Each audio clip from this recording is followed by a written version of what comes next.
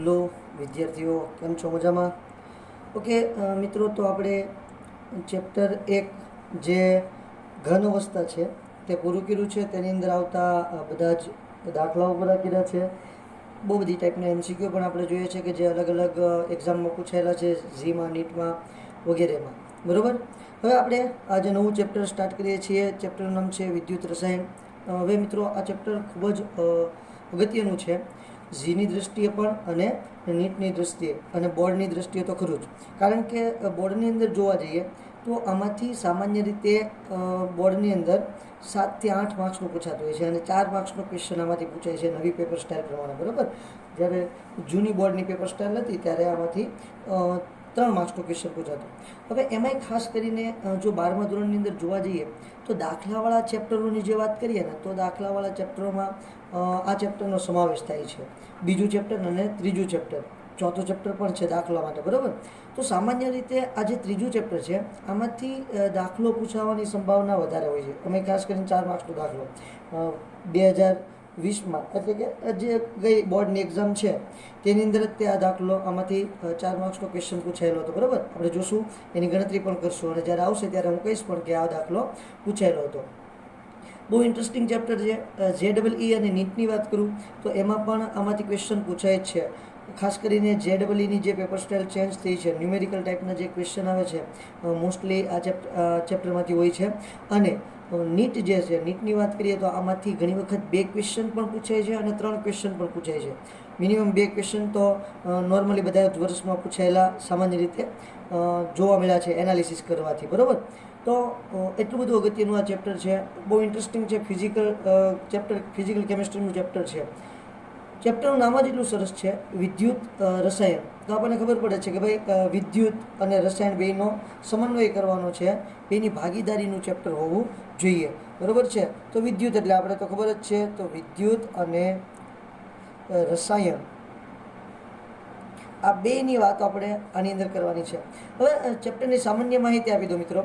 તો સામાન્ય માહિતી મુજબ શું થશે તો કે સામાન્ય રીતે જુઓ, એક તો આપણે અહીંયા કોષ ભણવાના છે, સેલ. બરાબર છે.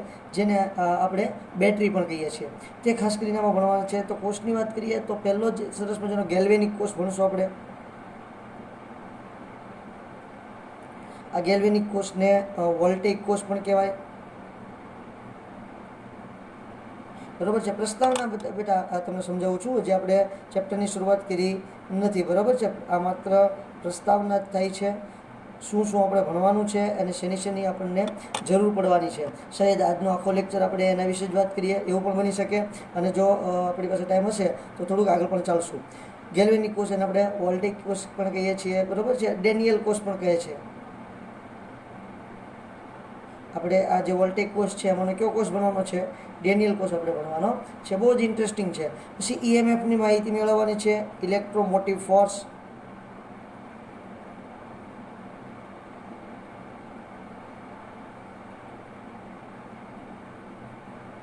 બરાબર છે. બહુ બધી ઓક્સિડેશન રિડક્શનની વાતો કરવાની છે. ઓક્સિડેશન અને રિડક્શન. જો કે આની તો બધી વાતો મોસ્ટલી તમને ખબર જ છે, કારણ કે તમે ધોરણ 11ના ચેપ્ટર નંબર 8ની અંદર આના વિશે બહુ સરસ મજાની અને વિસ્તારથી માહિતી મેળવી છે. બરાબર.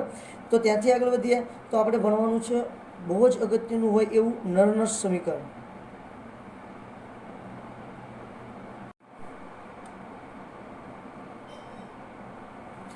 આ ખૂબ જ અગત્યનું સમીકરણ છે. આની પરથી આપણે બહુ બધા MCQ જોવાના છે, બહુ બધા દાખલાઓ પણ છે નરનસ સમીકરણ પરથી, તે પણ જોવાનું છે. એની પરથી આપણે વાત કરવાની છે સંતુલન અચળાંક. બરાબર છે. ત્યાર પછી સાંદ્રતા કોષ, pHના દાખલાઓ, pH અને KWના દાખલાઓ. ખૂબ અગત્યના દાખલાઓ છે મિત્રો. એટલા બધા અગત્યના દાખલાઓ છે કે કહી ન શકાય કેટલા અગત્યના છે. એટલા બધા અગત્યના દાખલા છે. બરાબર. ત્યાર પછી આપણે મસ્ત મજાના જે દ્રાવણો હોય છે, વિદ્યુતના જે દ્રાવણો, વિદ્યુત વિભાજનના દ્રાવણો, એની અંદર વિદ્યુતનું વહન જોવાનું છે. વિદ્યુત વિભાજ્યના દ્રાવણોમાં વિદ્યુતનું વહન, આની પણ સરસ મજાની વાત કરવાની છે. બરાબર છે. એનોડ પંપ ને એ બહુ બધી વાતો આવશે. આયનીય દ્રાવણો જે છે એની અંદર વાહકતા આપણે માપશું. આયનીય દ્રાવણોમાં વાહકતા સમજાવો જરાક.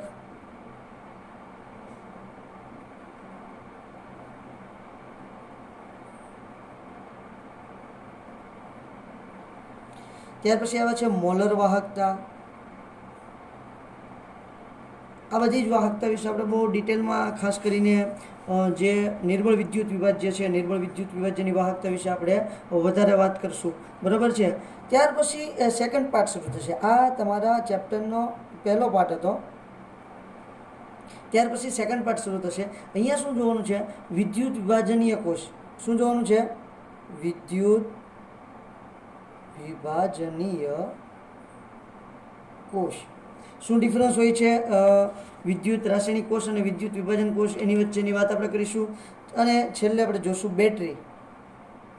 બેટરીઓ મતલબ કે આપણે જેટલા કોષ આવે છે એ બધા કોષની વાત કરવાની છે, સેલની વાત કરવાની છે.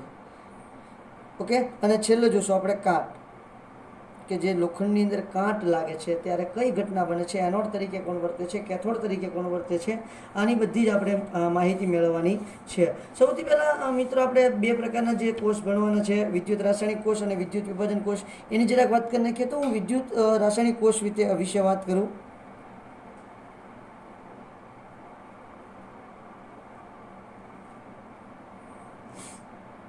માત્ર માહિતી આપું છું બેટા, જે આપણે ચેપ્ટરની શરૂઆત કંઈ ખાસ કરી નથી. વિદ્યુત રાસાયણિક કોષમાં શું હશે? તો કે સામાન્ય રીતે જે રસાયણ છે, રસાયણો વચ્ચે પ્રક્રિયા થઈ અને વિદ્યુત ઉત્પન્ન થશે. અહીંયા શું થશે? રસાયણો વચ્ચે પ્રક્રિયા થઈ વિદ્યુત ઉત્પન્ન થાય છે. અને બીજું જે તમારો વિદ્યુત વિભાજન કોષ છે, વિદ્યુત વિભાજન કોષ, આમાં શું બનશે? તો વિદ્યુત આપવાથી રાસાયણિક પ્રક્રિયા થશે. ખાસ યાદ રાખવાનું છે, વિદ્યુત આપવાથી રાસાયણિક પ્રક્રિયાઓ થશે. એમાં એક ખાસ અગત્યનું અહીંયા એક સેન્ટેન્સ લખતા ભૂલી ગયો છું, આપણે ભણવાનો છે ફેરાડેના નિયમો. મોસ્ટ ઇમ્પોર્ટન્ટ છે. આમાંથી MCQ પૂછાવાની અને દાખલા પૂછાવાની સંભાવના પૂરેપૂરી હોય છે બધા. એટલા બધા ટોપિક છે કે તમે એની વાત જવા દો. એમાં તે જે આપણે આયનીય દ્રાવણોમાં વાહકતા કરશું, મોલર વાહકતાની વાત કરશું. મોલર વાહકતાના પણ ઘણા બધા એક્ઝામ્પલ છે, એના પણ ઘણા બધા આપણે દાખલાઓ ગણશું. ફેરાડેના નિયમ પરથી પણ આપણે દાખલાઓ ગણવાના છે. મોસ્ટ ઇમ્પોર્ટન્ટ નર્ન સમીકરણ પરથી પણ આપણે બહુ બધા દાખલા ગણવાના છે. ક્લિયર? તો એટલી પ્રાથમિક માહિતી છે. આના પરથી આપણે સરસ મજાની ચેપ્ટરની શરૂઆત પછી કરીશું. હજી આપણી વાત શરૂ જ છે, વાત પૂરી થઈ નથી. બરાબર છે. તો તમે જોવા જશો ને તો આ ચેપ્ટરને સરવાળે ખૂબ અગત્યતા આપેલી છે. બરાબર. હવે અહીંયા કેવું થશે કે જ્યારે આપણે ચેપ્ટરની અંદર વાત કરશું ત્યારે શુદ્ધ પદાર્થો મેળવી શકશું. આપણે શું મેળવી શકશું? શુદ્ધ પદાર્થો મેળવી શકશું. જેમ કે હું તમને એવું કહું છું કે જ્યારે આપણે વિદ્યુત વિભાજનની વાત કરતા હશું, બરાબર છે, તો ત્યારે તમે જોવા જશો ને તો પ્રયોગ કરશું. આપણે પ્રયોગ ઉપરથી શું કરશું? તો કે ધાતુ મેળવશું. બરાબર છે. વિદ્યુત વિભાજનથી ધાતુ મેળવશું. પછી સોડિયમ હાઇડ્રોક્સાઇડનું દ્રાવણ બનતું હશે. પછી તમારું જે શુદ્ધ ક્લોરીન વાયુ ઉત્પન્ન થાય, શુદ્ધ ઓક્સિજન વાયુ ઉત્પન્ન થાય. પાણીનું વિદ્યુત વિભાજન કરશું એટલે શુદ્ધ ઓક્સિજન વાયુ ઉત્પન્ન કરી શકાય. આવા બહુ બધી વસ્તુઓનો આપણે આમાંથી ઉપયોગ ઉત્પન્ન કરી શકીએ છીએ. બરાબર છે. પછી બહુ બધા એવા જે સાધનો છે જેને આપણે બેટરી દ્વારા ચલાવી શકીએ. તો એ બેટરીઓ જે છે એ પણ આપણે અહીંયા સરસ મજાની એના વિશે પણ વાત કરવાની છે. કઈ રીતેની બનાવટ હોય છે, તેની આખી રચના કઈ રીતે હોય છે, એની પણ આપણને સારી એવી ખબર પડશે. બરાબર. પછી આગળ જઈએ તો સાહેબ આપણને એવો સવાલ થાય કે આપણા શરીરમાં કંઈ આને લગતું હોય છે ખરું? હા, તો બહુ જ ઇમ્પોર્ટન્ટ થિંકિંગ હોય. સમજો કે તમે કોઈ ગરમ પદાર્થને અડ્યા છો અથવા તો કોઈ પણ વસ્તુને અડ્યા છો, બરાબર છે. સમજો કે હું આ પેનને અડું છું, તો મને કેમ ખબર છે કે ભાઈ હું આને અડું છું? તો આપણા શરીરમાં સંદેશાનું વહન થાય. બાયોલોજીમાં તમે સારી રીતે આ ભણો છો બધું, બરાબર. ચેતોપાગમ ને ચેતાકોષ ને એવું બધા આવે છે. તો હું આ પેનને અડું છું અથવા તો પેન મને અડે છે, મને ખબર ક્યારે પડે છે? તો કે ભાઈ બસ અડે એટલે ખબર પડી જાય? ના. તો શું થાય છે? તો કે મને અહીંથી સંદેશો મળે છે, મારા મગજમાં સંદેશો જાય છે. તો આ જે સંદેશાનું વહન છે, આ સંદેશાનું વહન જે મગજ તરફ થાય છે અથવા તો મગજમાંથી જે આદેશ આવે છે, એ આખી જે રચના છે એ તમારો સંદેશા વ્યવહારની રચના મૂળભૂત રીતે વિદ્યુત રાસાયણિક રચના જ છે આખી. કેવી છે? વિદ્યુત રાસાયણિક. અને જે તમારો સંદેશનું વહન થાય એ રસાયણો દ્વારા થાય છે અને એમાંય તે ખાસ કરીને તરંગો દ્વારા થાય છે, બરાબર. તો આ રીતે આખી ક્રિયા આપણા શરીરની અંદર ચાલતી હોય છે. આ ખૂબ જ બહુ મોટી વિશાળ એક આખી શાખા છે, એક આખો વિષય છે ફિઝિકલ કેમિસ્ટ્રી. એમાંની આપણે બહુ નાનીથી પ્રાથમિક બાબતોની આપણે અહીંયા ચેપ્ટરની અંદર વાતો કરવાની છે. ખૂબ જ વિશાળ છે વિદ્યુત રાસાયણિક જે ચેપ્ટર છે અથવા તો એ જે વિષય છે એ બહુ વિસ્તારનો છે, બહુ મોટો છે, પરંતુ આપણે અહીંયા એની બહુ નાની નાની માત્ર વાતો કરવાની છે, બરાબર છે. તો આપણે પહેલાં તો જોઈએ છીએ કે કોષ કોને કહેવાય, બરાબર છે. એમાંય તે આપણે જોવાનું છે પહેલાં વિદ્યુત રાસાયણિક કોષ. હવે વિદ્યુત રાસાયણિક કોષ વિશે જો આપણે વાત કરીએ તો વિદ્યુત રાસાયણિક કોષમાં આપણે ડેનિયલ કોષ વિશે સારી રીતે જાણીએ છીએ, જેને આપણે ગેલ્વેનિક કોષ તરીકે પણ ઓળખીએ છીએ, બરાબર. જે ઓલરેડી આપણે 11મા ધોરણના ચેપ્ટર નંબર 8ની અંદર એના વિશે આપણે વાત કરી નાખી છે. તો અહીંયા જરાક એ કોષ આપણે દોરીએ કઈ રીતે હતું, એની ઘટના કે એની રચના કઈ રીતે હતી તે જરાક આપણે જોઈશું, બરાબર. તો જુઓ, એમાં આપણે જોયું હતું કે ભાઈ આ તરફ એક વિદ્યુત ધ્રુવ ડૂબાડેલો અર્ધકોષ બનાવેલો, આ તરફ પણ એક વિદ્યુત ધ્રુવ ડૂબાડેલો બીજો અર્ધકોષ બનાવેલો, બરાબર છે. હવે આ બાજુનો જે ડાબી તરફનો જે કોષ છે એની અંદર શેનો વિદ્યુત ધ્રુવ ડૂબાડેલો હતો પહેલા? ઝિંકનો. એવી જ રીતે જમણી તરફ જે અર્ધકોષ છે એની અંદર ડૂબાડેલો હતો કોપરનો વિદ્યુત ધ્રુવ, બરાબર છે. બંને વચ્ચે આપણે વિદ્યુત પ્રવાહનું માપન કરવા માટે સરસ મજાનો બેટરી મૂકીએ છીએ, અથવા તો ગેલ્વેનોમીટર અથવા તો એમીટર અથવા તો વોલ્ટમીટર આપણે અહીંયા મૂકી શકીએ. અહીંયા જે ઝિંક ધાતુની પટ્ટી ડૂબાડેલી છે, આ ઝિંક ધાતુની પટ્ટી ડૂબાડેલું છે દ્રાવણ શેનું છે? ZnSO4નું. શેનું દ્રાવણ છે? ZnSO4.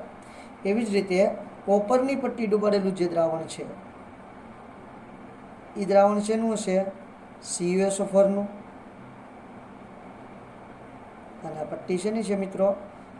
કોપર ધાતુની, બરાબર છે. કોપર ધાતુની પટ્ટી, CuSO4નું દ્રાવણ અહીંયા સરસ મજાનું આપણે દોરેલું છે, મૂકેલું છે. ગેલ્વેનોમીટર અથવા તો વોલ્ટમીટર અથવા તો એમીટર, અહીંયા G લખી દઉં છું. આ બંને જે કોષ છે, આ બંને કોષને આપણે આવી ઊંધી યુ આકારની જે નળી છે એની અંદર ચોક્કસ પ્રકારનું દ્રાવણ ભરી અને એક એક છેડો બંને જે કોષ છે અર્ધકોષ એની અંદર આપણે ડૂબાડેલો હતો, બરાબર. એની અંદર ચોક્કસ પ્રકારનું દ્રાવણ ભરવું પડે આપણે, NH4Cl અથવા તો NH4NO3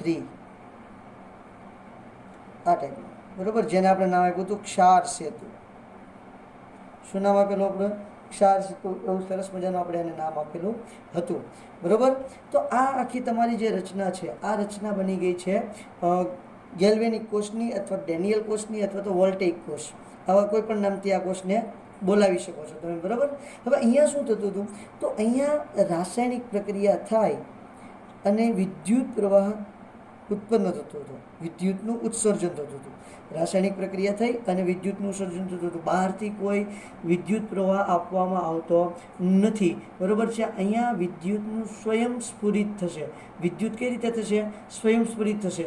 અને તમારી જે રેડોક્સ પ્રક્રિયા છે આ રેડોક્સ પ્રક્રિયા દરમિયાન ગિબ્સ ઉર્જાનું વિદ્યુતીય કાર્યમાં રૂપાંતર થશે. અહીંયા જરાક લખી દઉં છું.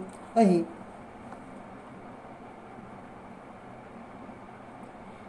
ગિબ્સ ઉર્જાનું વિદ્યુતીય કાર્યમાં રૂપાંતર થશે, બરાબર છે.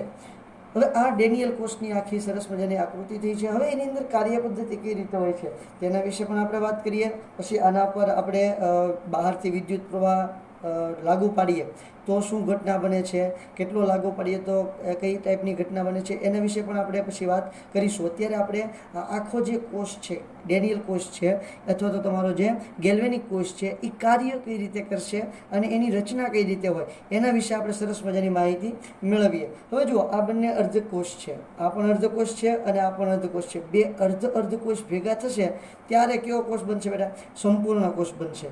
બે અર્ધકોષ ભેગા થવાથી સંપૂર્ણ કોષ બનવાનો છે અને એને આપણે નામ ડેનિયલ કોષ આપેલું છે. બરોબર છે? તો આ સરસ મજાનું ડેનિયલ કોષ બને છે. આને આપણે એક જાતનો પંખો પણ કહી શકીએ. આ જે તમારા ધ્રુવ છે, આ વિદ્યુત ધ્રુવોને તમે કોઈ સાધન સાથે જોડી દો, જેમ કે તમારે મોટર ચલાવવી છે, હીટર ચલાવવું છે, પંખો ચલાવવો છે, ગીઝર ચલાવવું છે, તો આ કોઈ પણ સાધનની સાથે તમે જોડી અને તમે સાધન ચલાવી શકો. કારણ કે અહીંયા શું થશે? રાસાયણિક પ્રક્રિયા થઈ અને વિદ્યુત ઉત્પન્ન થશે અને એ વિદ્યુતનો તમે ઉપયોગ કરી શકો છો. બરાબર છે? હવે અહીંયા શું થશે? તો આને આપણે નામ આપ્યું હતું એનોડ અને આને નામ આપેલું છે કેથોડ. બરાબર? હવે એનોડ છે એને સામાન્ય રીતે આપણે પ્લસ કહેતા હોઈએ, પણ અહીંયા આપણે આવું સિમ્બોલ માઇનસનું દર્શાવીશું. શા માટે માઇનસ છે એ પછી હું સમજાવીશ. અને કેથોડ પર જે ચિહ્ન છે તે આપણે પ્લસનું દર્શાવું છું. અહીંયા શા માટે પ્લસ છે એ પણ હું પછી હમણાં સમજાવું છું. બરાબર? તો આવી આખી સરસ મજાની એનોડ અને કેથોડની રચના છે અને તમારો ડેનિયલ કોષ આખો તૈયાર થઈ ગયો છે. હવે આની અંદર કેવી પ્રકારની પ્રક્રિયા થાય છે, ક્યાં ઓક્સિડેશન પ્રક્રિયા થાય છે, ક્યાં રિડક્શન પ્રક્રિયા થાય છે, એના વિશે પણ આપણે વાત કરીએ. હવે આપણે 8મા ચેપ્ટરની અંદર શીખ્યા હતા કે આખો જે ડેનિયલ કોષ છે એની એક સરસ મજાની કોષ પ્રક્રિયા આપણને મળે છે. પણ એ કોષ પ્રક્રિયા પહેલાં આપણે બંને અર્ધ પ્રક્રિયાઓ લખીએ અને પછી કોષ પ્રક્રિયા લખીએ. હવે અર્ધ પ્રક્રિયાઓમાં જુઓ, અહીંયા તમારે રિડક્શનની પ્રક્રિયા થશે. અહીંયા કઈ ઘટના થશે? રિડક્શન. અને અહીંયા બનશે ઓક્સિડેશનની પ્રક્રિયા. બરાબર છે? આ રિડક્શન અને આ અર્ધકોષની અંદર ઓક્સિડેશનની પ્રક્રિયા થશે. ઓકે, તો હું પહેલાં રિડક્શનની પ્રક્રિયા થાય છે એમાં શું ઘટના બને છે તે લખું છું. તો અહીંયા બનશે કોપર, જે તમારું છે કોપરનું દ્રાવણ Cu+2 વત્તા એ 2 ઇલેક્ટ્રોન મેળવશે, જે એનો વિદ્યુત ધ્રુવ છે એની પાસેથી 2 ઇલેક્ટ્રોન મેળવશે અને શેમાં રૂપાંતર પામશે? કોપર સોલિડમાં. આ ઘટના કઈ બની આપણી? રિડક્શનની. ઠીક છે? ઓકે, બીજી ઘટના બને છે એનોડ પર. એનોડ પરની શું ઘટના બને છે? તો કે અહીંયા તમારું જે Zn સોલિડ છે, આ Zn સોલિડ 2 ઇલેક્ટ્રોન ગુમાવી અને Zn+aqueous બનશે અને જે તમારું Zn+aqueous બને ત્યારે શું કરશે? 2 ઇલેક્ટ્રોન દૂર કરશે. આ ઘટના ઓક્સિડેશનની પ્રક્રિયા છે. આને કઈ પ્રક્રિયા કહેશું? ઓક્સિડેશનની પ્રક્રિયા કહેશું. હવે જુઓ, આખા કોષની અંદર આ તો આપણે શું વાત કરી ખબર છે? આ જે એનોડ છે અહીંયા લખી નાખું છું કેથોડ અને અહીંયા લખી નાખું છું એનોડ. કેથોડ પર અને એનોડ પર થતી પ્રક્રિયાઓ લખી છે. હવે આખા કોષમાં શું થાય છે? તો એને કહેવાય કુલ કોષ પ્રક્રિયા.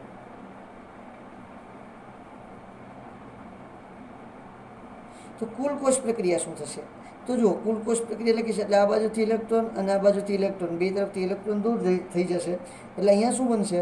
Cu+2 aqueous plus Zn solid will gives, અહીંયા શું બની જશે? Zn+2 aqueous plus Cu solid. આ તમારી બની છે કુલ કોષ પ્રક્રિયા. આને શું કહેશું આપણે? કુલ કોષ પ્રક્રિયા. ખાસ યાદ રાખવાનું છે મિત્રો, કુલ કોષ પ્રક્રિયા ખૂબ જ અગત્યની છે અને ખૂબ જ ઉપયોગી છે. બરાબર છે?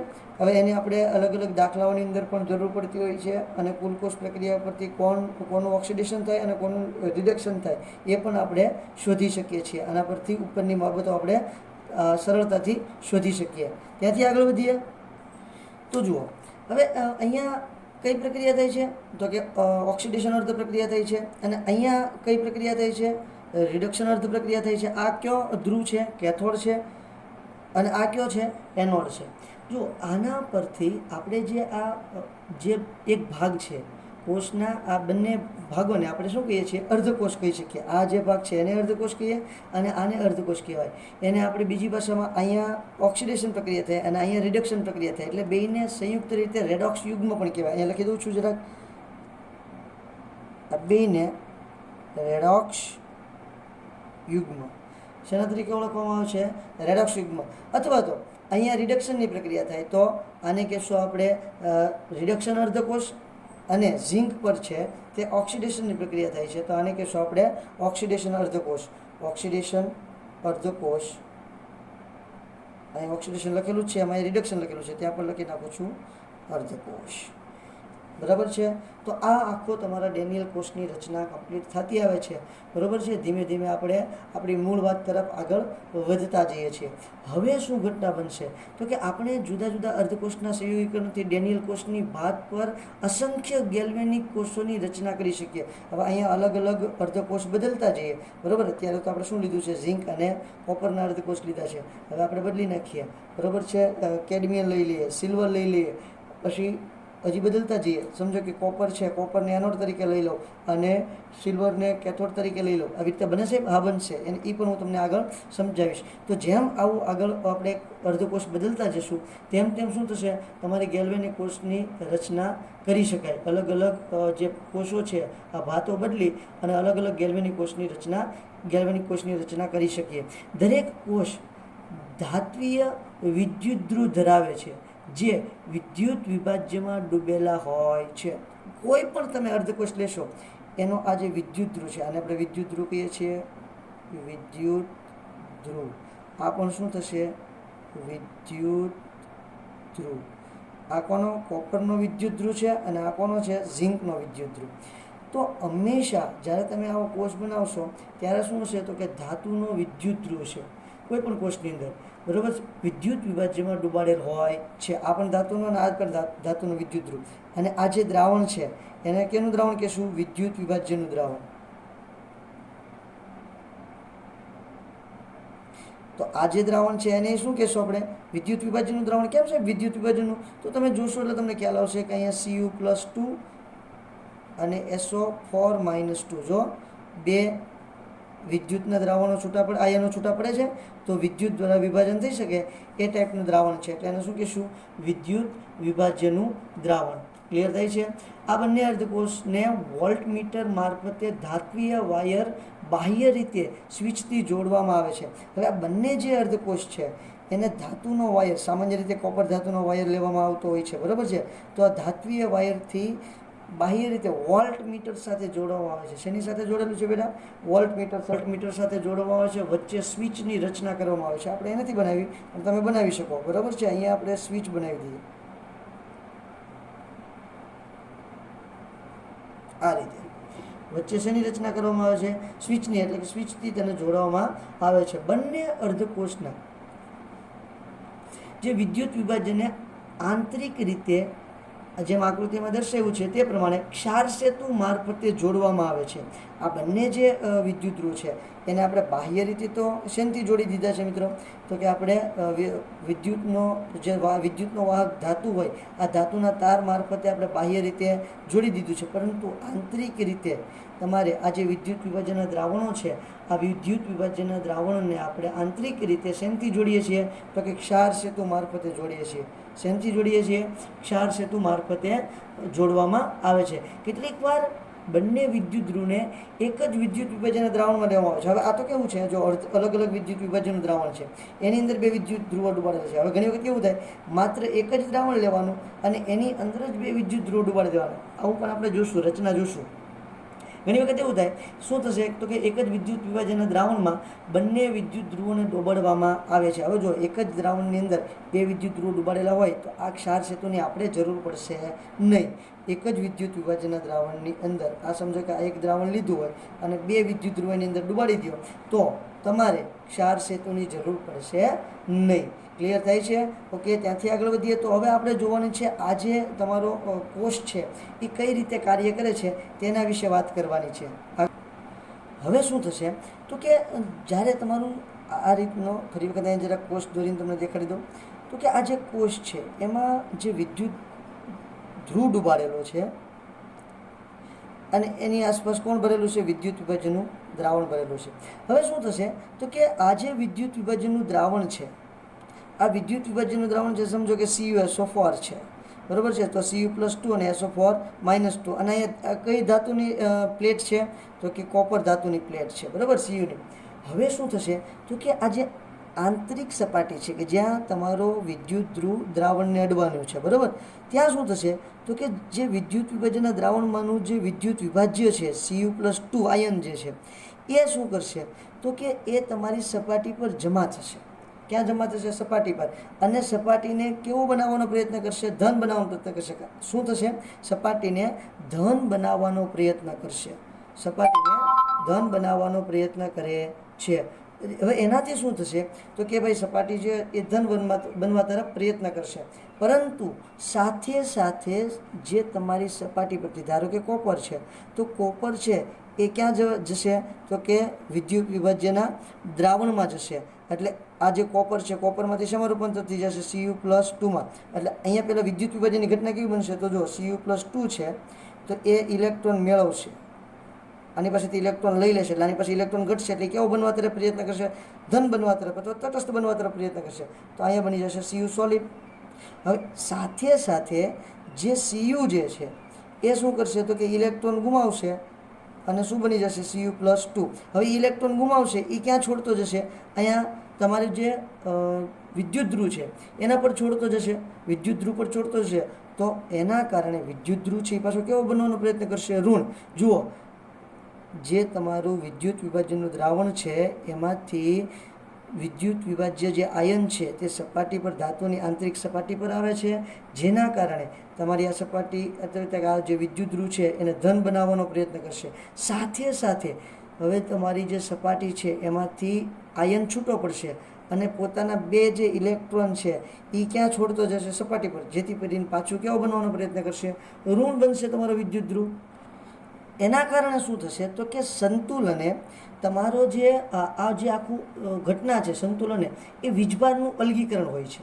એ વીજભારનું શું હોય છે? અલગીકરણ. એટલે મતલબ શું થાય છે કે Cu+2 છે અહીંયા જમા થાય છે, અહીંથી જે Cu છે તે Cu+2 સ્વરૂપે ક્યાં આવે છે? તો કે દ્રાવણની અંદર આવે છે. હવે બંને વિદ્યુત ધ્રુવની અંદર આવું થશે. આ તો મેં કોપરનું એક્ઝામ્પલ લીધું છે. ઝીંકનું જે છે એમાં પણ આ જ ઘટના બનવાની છે. હવે એટલે આપણે શું કહીએ છીએ કે સંતુલને વીજભારનું અલગીકરણ હોય છે અને બંને એકબીજાની વિરુદ્ધ પ્રક્રિયાના વલણના આધારે દ્રાવણની સાપેક્ષમાં ધન ભાર કે ઋણ ભાર ધરાવે છે. આ જે દ્રાવણ છે એની સાપેક્ષમાં આ જે વિદ્યુત ધ્રુવ છે એ શું ધરાવશે? કાં ધન ભાર ધરાવશે ને કાં ઋણ ભાર ધરાવશે. એવી જ રીતે જે ઝીંક છે તો ઝીંકમાં પણ આવી ઘટના બનવાની છે. કાં તો દ્રાવણની સાપેક્ષમાં ધન ભાર ધરાવશે અથવા તો ઋણ ભાર ધરાવશે. ખાસ યાદ રાખજો મિત્રો, શું બને છે? આ જે Cu+2 છે એ અહીંયા જશે, ઇલેક્ટ્રોન મેળવશે એટલે Cu બનશે અને આને ધન બનાવવાનો પ્રયત્ન કરશે. એ જ સમયે શું બનશે? તો કે જે તમારો વિદ્યુત ધ્રુવ છે એમાંથી આયન છૂટો પડશે અને દ્રાવણમાં આવશે અને પોતાના જે બે ઇલેક્ટ્રોન છે તે સપાટી પર છોડતો આવશે, જેના કારણે એ પાછું કેવું બનાવવાનો પ્રયત્ન કરશે? ઋણ બનાવવાનો પ્રયત્ન કરશે. હવે સંતુલન એટલે સરવાળે શું થશે? તો કે તમારો જે આ દ્રાવણ છે, દ્રાવણની સાપેક્ષમાં કાં આ ઋણ ભાર ધરાવશે કાં આ ધન ભાર ધરાવશે. બરાબર છે? ઋણ ભાર ધરાવશે અથવા તો ધન ભાર ધરાવશે. આ ટાઈપની જે વિદ્યુત ધ્રુવ અને વિદ્યુત વિભાજ્ય વચ્ચે પોટેન્શિયલ તફાવત વિકસે છે વિદ્યુત ધ્રુવ અને વિદ્યુત વિભાજ્ય વચ્ચે, કારણ કે આની સાપેક્ષમાં આ ધન કે ઋણ બનવાનું છે.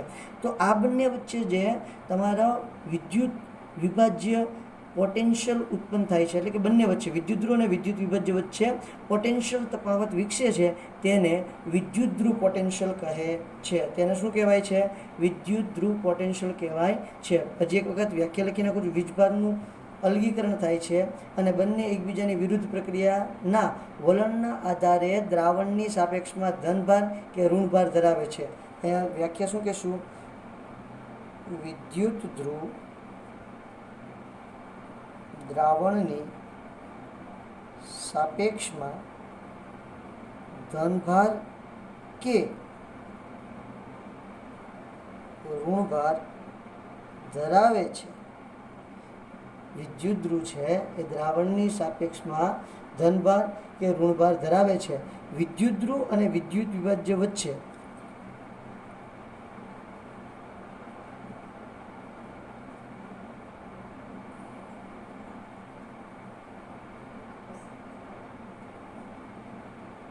વિદ્યુત ધ્રુવ અને વિદ્યુત વિભાજ્ય વચ્ચે પોટેન્શિયલ તફાવત વિકસે છે.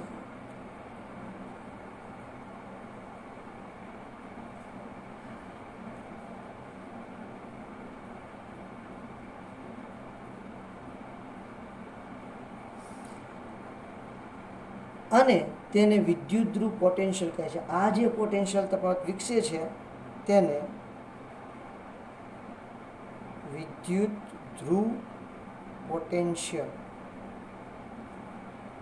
કહે છે. ફરી એક વખત યાદ કરાવી દો મિત્રો, આ જેમ કોપરમાં સમજાવ્યું છે એવી જ રીતે ક્યાં બનવાનું છે, ઝીંકમાં પણ બનવાનું છે. અને દરેકે દરેક અર્ધકોષ તમે લેશો તો દરેક અર્ધકોષની અંદર આ જ ઘટના બનવાની છે. બરાબર છે કે ભાઈ તમારું જે દ્રાવણ છે એમાંથી જે આયન છે તે ધાતુ પર જમા થશે, ધાતુમાં તે દેટ ટાઈમ આયન છૂટો પડશે. બધામાં ઓછા વધતા પ્રમાણમાં આ ઘટના બનવાની છે અને બનવાની જ છે. જ્યારે અર્ધ પ્રક્રિયામાં સમાવિષ્ટ આયનોની સાંદ્રતા 1 હોય છે ત્યારે વિદ્યુત ધ્રુવ પોટેન્શિયલ પ્રમાણિત વિદ્યુત ધ્રુવ પોટેન્શિયલ કહેવાય. હવે જે આવડા જે દ્રાવણ છે આ દ્રાવણની સાંદ્રતા ધારો કે 1 મોલર હોય, બરાબર છે.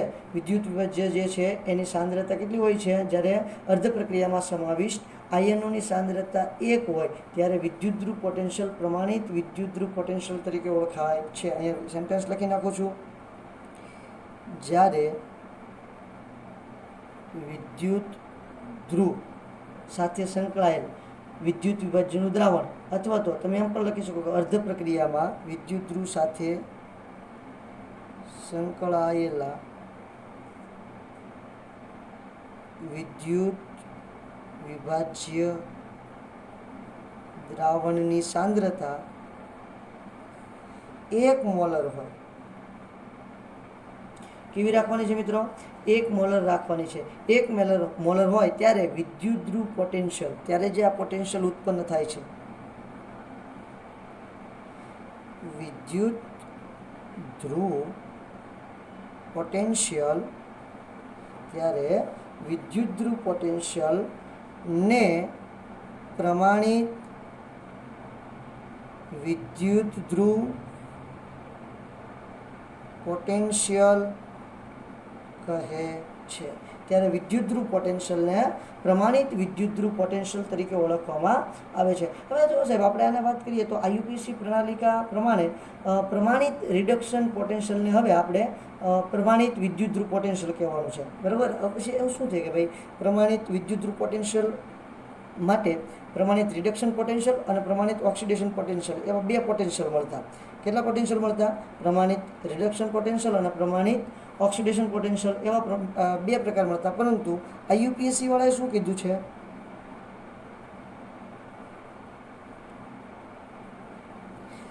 આઈયુપીએસસી પ્રણાલિકા પ્રમાણે પ્રમાણિત રિડક્શન પોટેન્શિયલને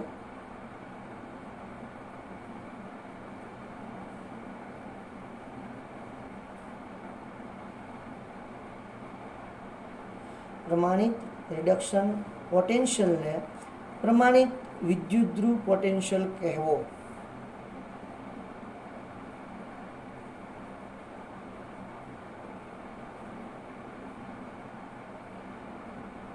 કહેવામાં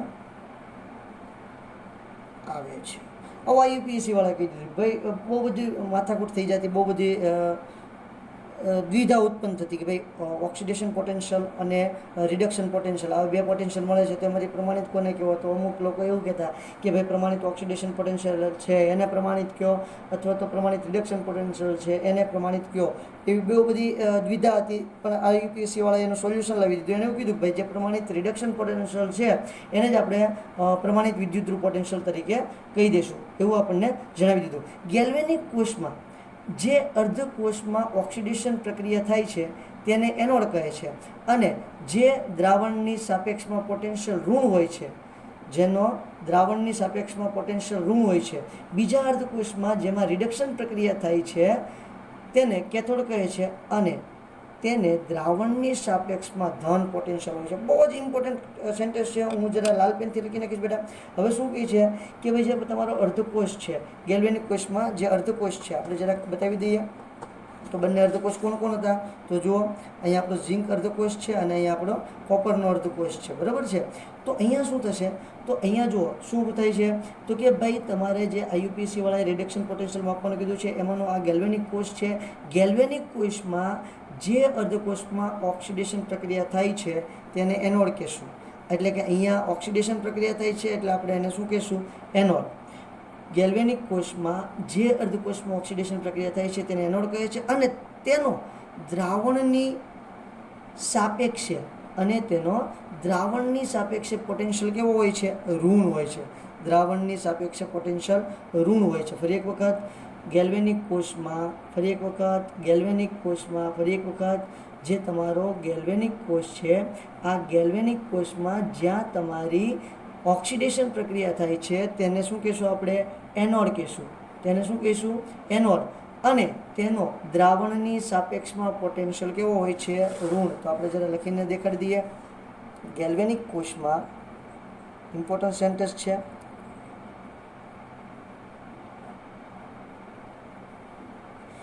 જ્યાં ઓક્સિડેશન પ્રક્રિયા થાય છે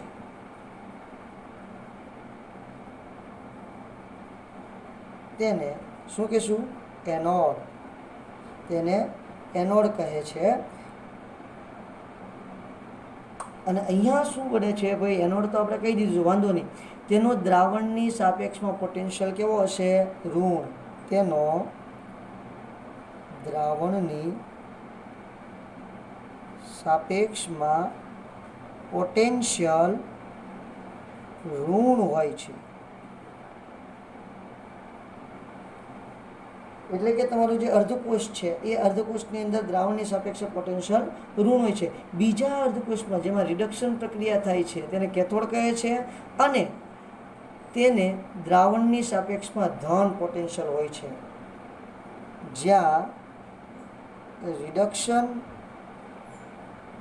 પ્રક્રિયા થાય છે તેને કેથોડ કહે છે. તેનો દ્રાવણની સાપેક્ષમાં પોટેન્શિયલ ધન હોય છે. કેવું હોય છે? ધન. ટૂંકમાં જ્યારે આપણે EMF શ્રેણી જોશું તો જે એનોડ છે એનો જે પોટેન્શિયલ છે, એનો પ્રમાણિત વિદ્યુતરૂપ પોટેન્શિયલ છે એ ઋણ હશે. ખાસ યાદ રાખજો મિત્રો, યાદ રાખવા જેવી બાબત છે. તેનો પ્રમાણિત વિદ્યુતરૂપ પોટેન્શિયલ ઋણ હશે, કારણ કે તેનો રિડક્શન પોટેન્શિયલ કેવો થશે? ઋણ. અને જે કેથોડ હશે એનો પ્રમાણિત પોટેન્શિયલ કેવો બનશે? ધન બનશે. હવે આનાથી કેવી દુર્ઘટના બનશે? તો જુઓ, એક ઉપર ધન વિદ્યુતધ્રુવ પોટેન્શિયલ હશે, એક વખત એકની ઉપર ઋણ વિદ્યુતધ્રુવ પોટેન્શિયલ હશે. હવે આવું બનવાને કારણે બંને વચ્ચે વિદ્યુતધ્રુવનો જે પોટેન્શિયલ છે એના વચ્ચે શું ઉત્પન્ન થશે? તફાવત ઉદ્ભવશે. બંને ધ્રુવો વચ્ચે પોટેન્શિયલ તફાવત ઉત્પન્ન થાય છે. હવે તમે સ્વિચ પાડશો, હવે સ્વિચ શરૂ કરવામાં આવે તો શું થશે? તો ત્યારે એવું બનશે કે ધન વિદ્યુતધ્રુવ તરફ ઇલેક્ટ્રોનનો પ્રવાહ જાય છે.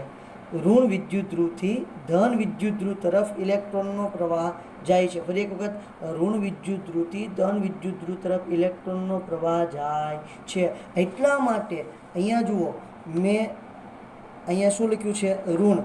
અને અહીંયા શું દોરીને બતાવ્યું છે? ધન. તો ઇલેક્ટ્રોનનો પ્રવાહ ક્યાંથી જશે? ઋણથી ધન તરફ. આ ઋણ શા માટે છે? આ ધન શા માટે છે? એની વાત આપણે હમણાં આગળ કરી છે. ન સમજણ હોય તો વિડીયો રિવાઇઝ કરીને તમારે પાછું જોઈ લેવાનું, બરાબર છે? તો અહીંથી ઇલેક્ટ્રોનનો પ્રવાહ આ તરફ જશે જેવી તમે સ્વિચ પાડશો તરત.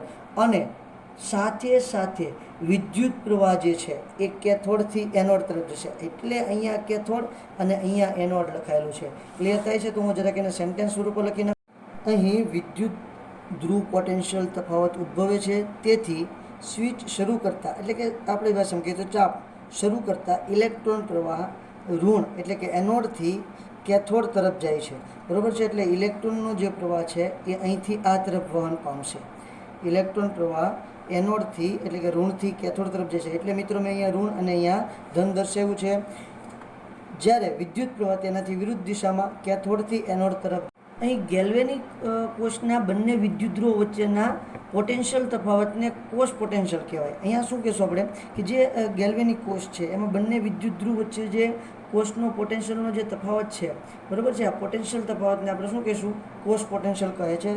વિધાન સ્વરૂપે આપણે લખતા જઈએ મિત્રો. શું કહે છે કે અહીં કોષના બંને વિદ્યુતધ્રુવો, કોષના બંને વિદ્યુત ધ્રુવો વચ્ચેના